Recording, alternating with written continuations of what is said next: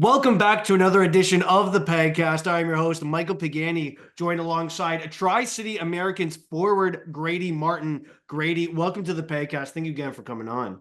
Thank you for having me. It's a pleasure. My opening question is just like, how have you been doing recently?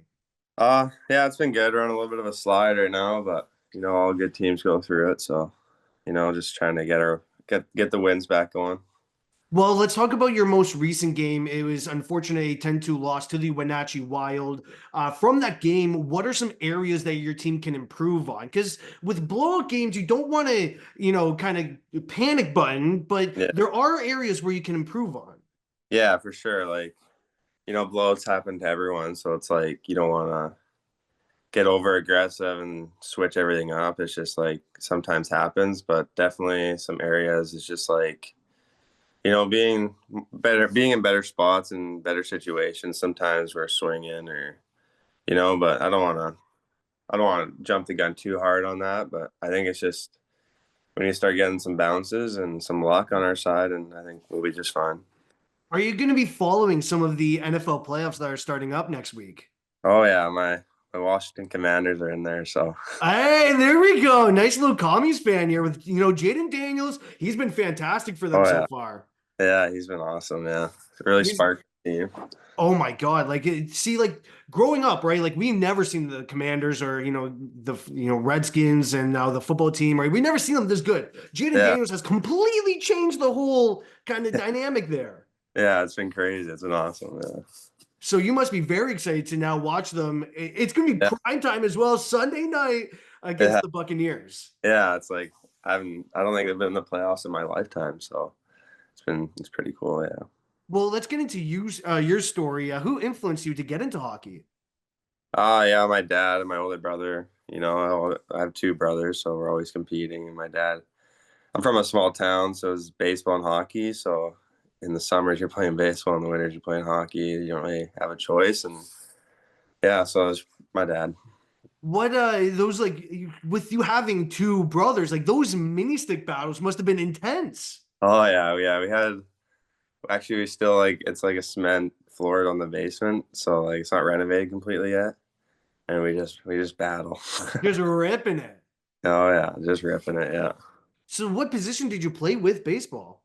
I was shortstop most of my life, and then obviously pitcher because like I never played high enough where it was just one. It was just like your position and pitcher. So yeah, mostly shortstop. How was pitching? Oh, it's good. Yeah, definitely. When I throw now, my arm definitely hurts a bit, but it's good. Yeah. At what point did you have to kind of make that decision to go with hockey instead of baseball?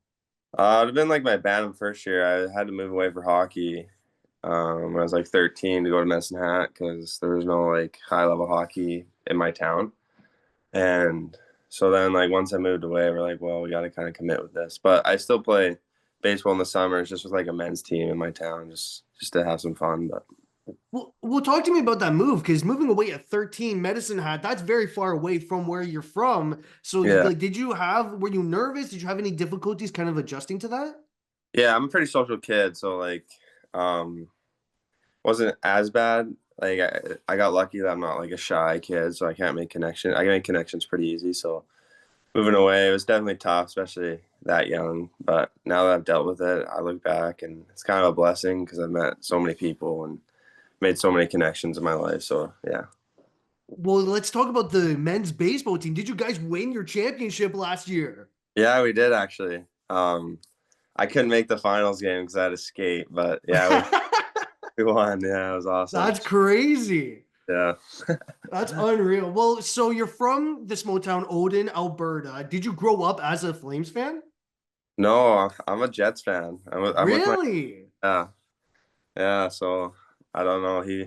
Bufflin was a big impact because he's just a beast. But I don't know. I just like the way they play. They're rough and tough, and they don't get a lot of love. So yeah, switch it up from the Flames and Oilers. That's always No kidding. So how did you become a Jets fan? Was it because of Buffalo? uh well, my dad influenced me heavy. I kind of went with all of his teams, and but it's funny. My brothers are Nashville and New Jersey. Like none of us are Oilers fans. What? That Yeah, is insane. yeah, I know. That's crazy. Yeah, Wow. Well, okay. So I was going to ask you about the Battle of Alberta, but so with the Jets coming to town, did you end up going to see them at all or no? Yeah, I forget what birthday it was, but my dad got me Jets Flames tickets, and we went. And yeah, it was one of the cooler moments of my life for sure. Yeah, Well, with you playing in the WHL, you get the chance to play at the Saddle Dome and Rogers Place. Like, how cool is it to play at two arenas that are being used by NHL teams? yeah, it's cool. And like sometimes they play games like the night before, and like St. Louis's stuff is out, and you get to see all that. It's cool. And then we played like the teddy bear toss in the Saddle Dome, and it was crazy. It was like 20,000 people, and just like teddy bears flying. Yeah, it was pretty cool.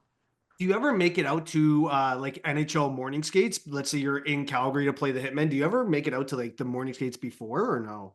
I haven't, but I've like seen videos of my friends showing me, and it looks pretty cool. Yeah, That would be so cool if you got the chance there. yeah, that'd be sweet. Did you make it out to many WHL games as a kid?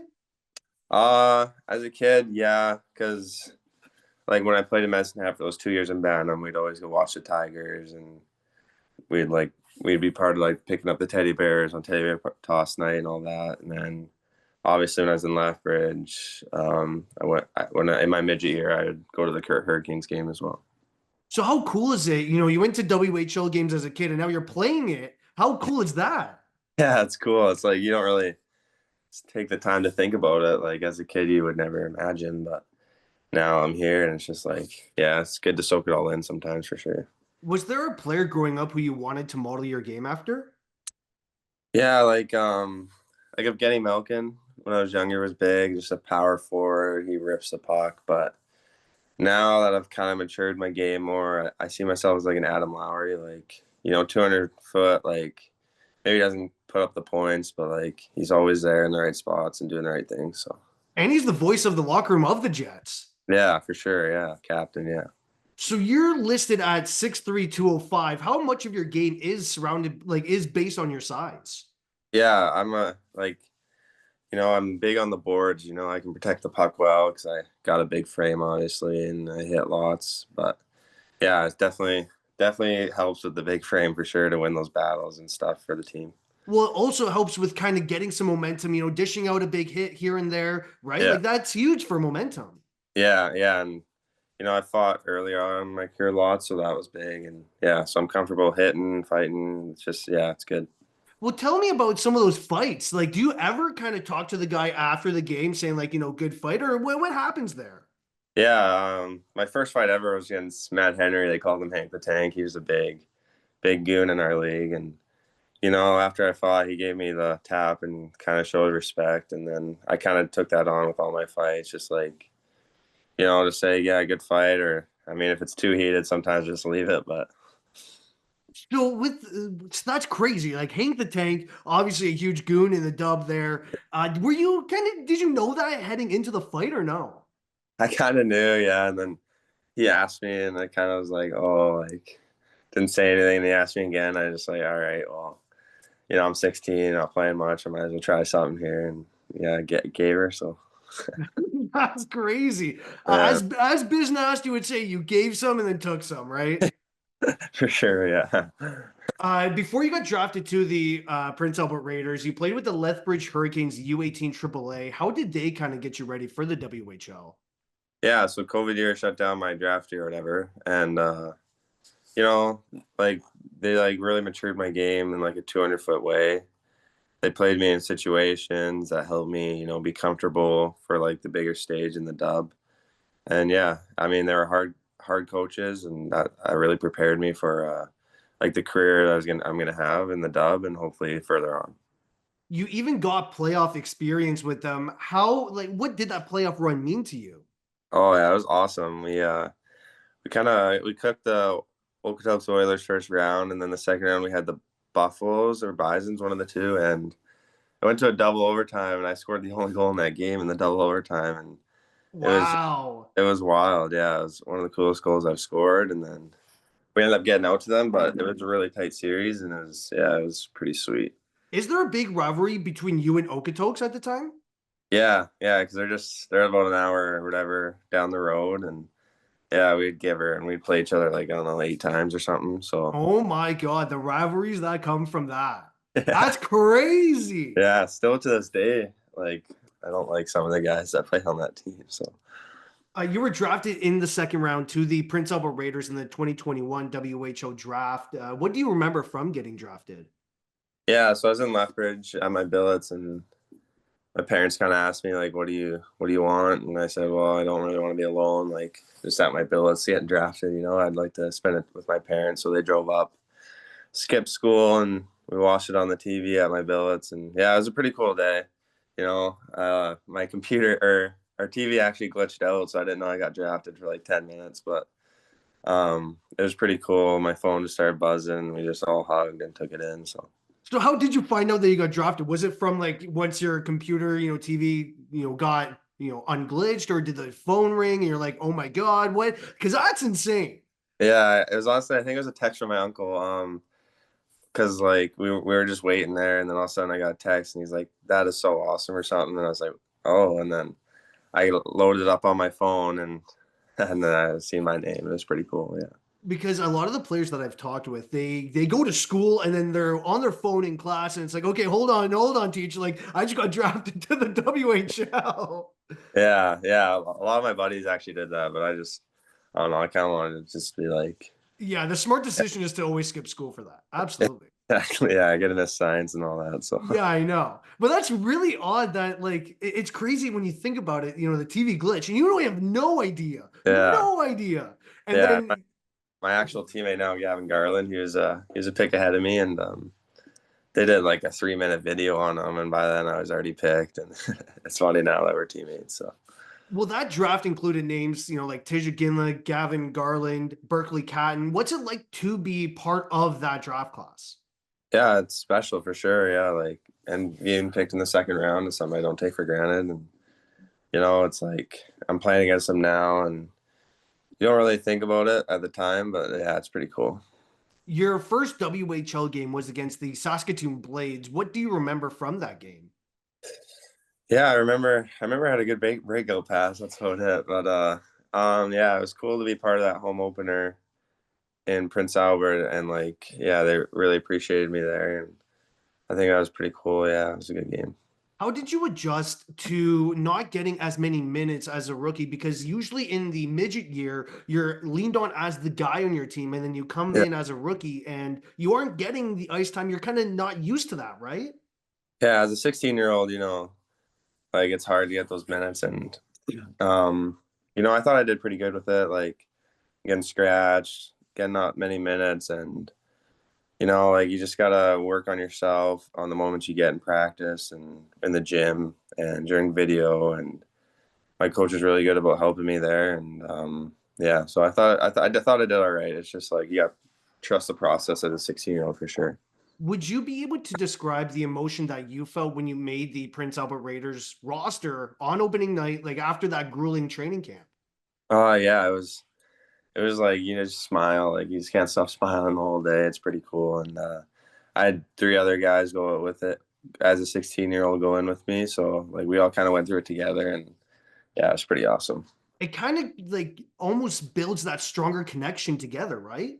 Yeah, for sure. Yeah, we're still best friends to this day, and we all talk. But Your first WHL goal was against the Regina Pats. Are you able to share the story just behind it? yeah, so it was like the third period, and I think it was like a 5-4 game. It was like crazy game, and there's 8 minutes left. I'm kind of like, oh, like I don't know if I'm gonna get out there again. And I hear my name called, and I was like, oh, I'll give her. And then Justice Christensen, one of the defense, came down the point. He shot on the pad, and rebound right to me, and I kind of stretched out and grabbed the puck and put her in, and place just went erupted, and we ended up winning 6-5. And yeah, it was pretty cool. Wow, that's crazy. Yeah, it was a crazy game. Yeah. Just a greasy goal too. Oh yeah, yeah. Those are the best. So Were you shocked that you heard your name? That were you shocked that the coach called on you with 8 minutes left? You kind of thought that you weren't going to get back on the ice. yeah, yeah. I just was like, because usually like at six, like that time, like he leans on those older guys for sure, more mature guys in those games I've been through there. And yeah, he must have saw the line match, got me out there, and yeah, buried one. So In your second season, you made the playoffs with the Raiders. How did the vet players kind of help with the pressure with the playoffs? Like, did they help kind of calm you down, or did you rely on your past playoff experience with the Lethbridge Hurricanes U18 to help you there? Yeah, I was pretty comfortable going into those playoffs, but like the leadership group, um, they're really good about addressing what's the elephant in the room, that it's a big moment, and we just got to rise to the occasion. And obviously, Saskatoon was a stacked team last year, and we were like the eighth seed or something. So it's definitely a battle, but we won that first game, and all the games were really close in my opinion. It could have went either way, and yeah, it was a really good experience to get under my belt for sure. Well, game three went to overtime. What's it like to be surrounded by the team in playoff overtime?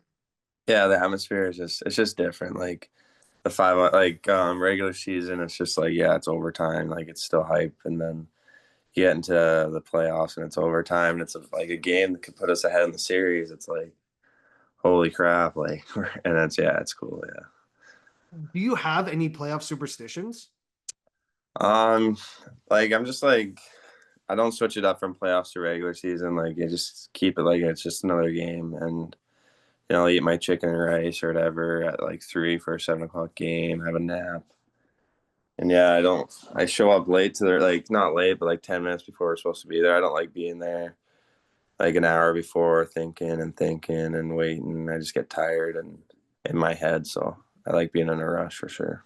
Well, one of the cool things that the Raiders did when you were with them, they had Teenage Mutant Ninja Turtle jerseys. What's it yeah, like to use those? that was cool. It was a cool night for sure. And yeah, I think my auntie or something bought it, so I'll be in my family for a bit. So yeah, it was pretty cool. In the offseason, you were traded to the Tri City Americans. How did you find out about the trade?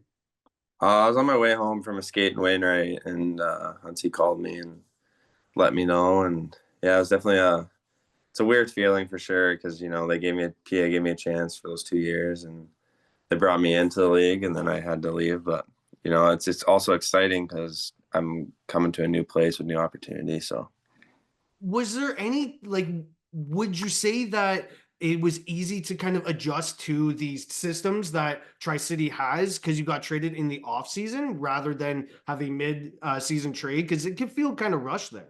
yeah, I feel like yeah, if it was in the mid season, I'd have to get everything under control quick. But I could soak it in kind of in the summer and learn a bit and watch them, and yeah, so yeah, it was good. How did you deal with the news once you found out that you got traded? Like, how quickly did you end up moving? How quickly did the billet process take? Yeah, they actually were really good about it. They had my billets ready in a week, and um yeah, it was tough though. Like it was in August, so I had like I don't know like a week and a bit to kind of get ready, and headed down there for it was like a 17-hour drive by myself, but it was good. Yeah, I was excited for sure. How would you judge your game so far this season? Like my personal game. Yeah, sure. Yeah, I mean, I feel like my game has really matured. Like I'm doing a lot of right things. I haven't been getting the points, but I was never really a point guy. Even look back at my stats in midget, like I just kind of do a 200-foot game and feel like it's maturing well. I just obviously got to work on a few things like everyone does, but yeah, I feel like I'm right there to really bring some heat into this second half. Well, you appeared in your 100th career WHL game this season. What does that mean to you to achieve that accomplishment? Yeah, it's huge. Yeah, it's you never really think like your first game. You don't think oh, 100's gonna be go by that quick, but yeah, it's pretty cool. And how have you seen yourself kind of develop from game one to game 100? Yeah, I definitely like matured like on and off the ice, and like just like reading plays better, and being more of a leader as well. Like I'm comfortable like yelling and doing what I need to do, but for sure. What's it like playing with Gavin Garland?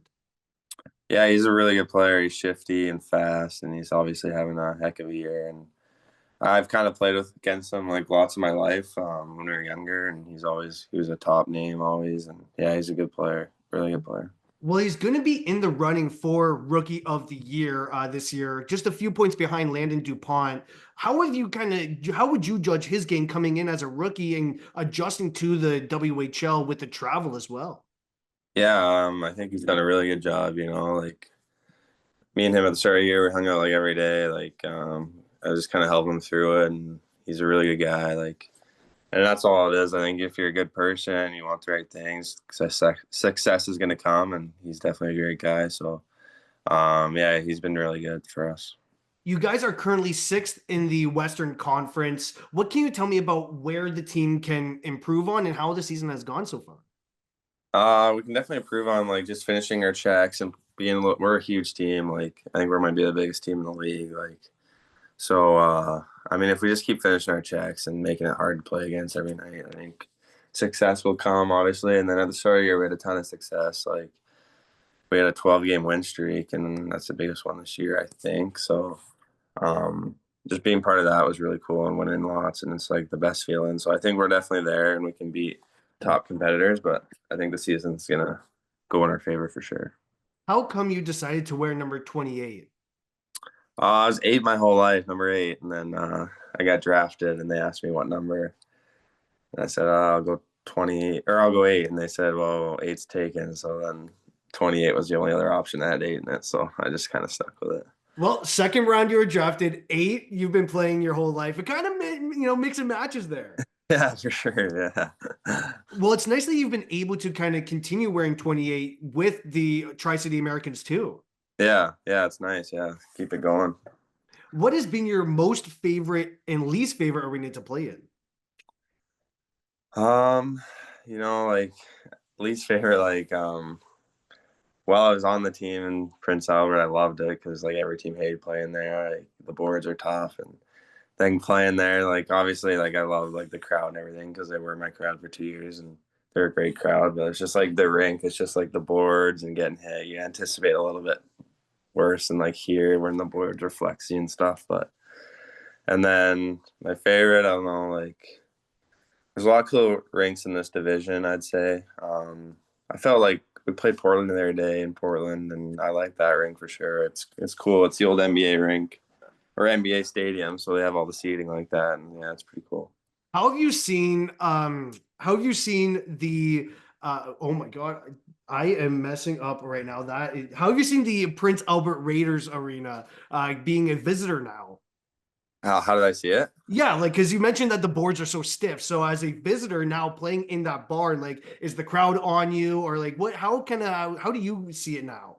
Yeah, I always see it as like I don't know, I'm comfortable there. I mean, I really appreciated that town in those 2 years, and like they all support me still and respect my decision and to get traded and um but yeah, it's definitely intimidating, the big old Raiders and the big D man and getting hit on those boards, and it's definitely intimidating for sure still. Who's been the hardest player you've had to defend and why? uh yeah, let me think. Like the easiest decision is save Bedard, obviously, but Sidorov on Saskatoon last year, he could stick handle in a phone booth. Like he was just crazy, and we played him lots. So I'd probably go him. Yeah, he was a really, really good player.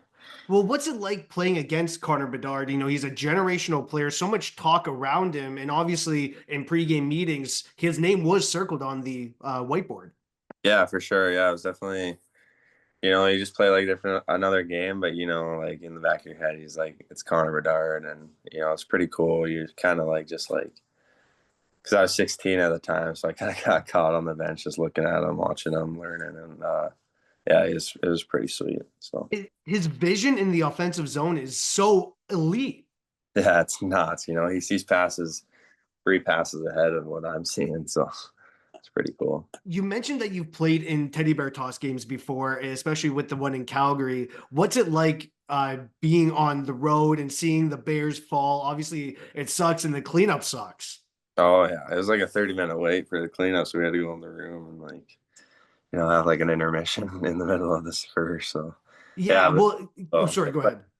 oh, sorry. It's definitely like it's like really cool to see all those people come support and do it for a good cause for sure. And the team's like putting all the effort in. So How do you kind of stay in the game when the game's not happening, right? Like during that 30-minute warm up, it's very yeah, hard to stay focused. yeah, especially like going from warm ups, intermission, and then the songs and the anthem, and then getting scored on for another intermission. It's like I don't know. You just kind of go in it with all the guys. You talk. You don't get too down or anything. It's just one goal. And yeah, you kind of just like talk and like pretend like you're starting the game all over and like get going. So Have you played in any home Teddy Bear Toss games? yeah, with Prince Albert, and then we just had ours here this year.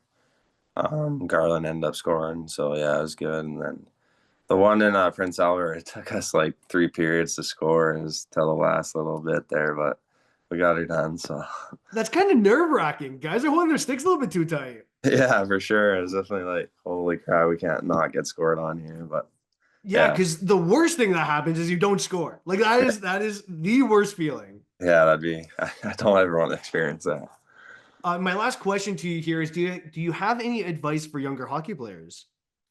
Yeah, just just enjoy every day, like just the game. Like, lots of guys they don't get to play and be in spots to play, and if you enjoy the process and working on yourself and learning and developing, like those are the guys that are gonna have success for sure. Like if you're dreading every day, every workout, you're gonna be like, worrying about the other stuff and eventually fall out of love with it. So definitely just like be happy you're playing. You could be working in -40 weather. Like, you're lucky to be playing the game for sure.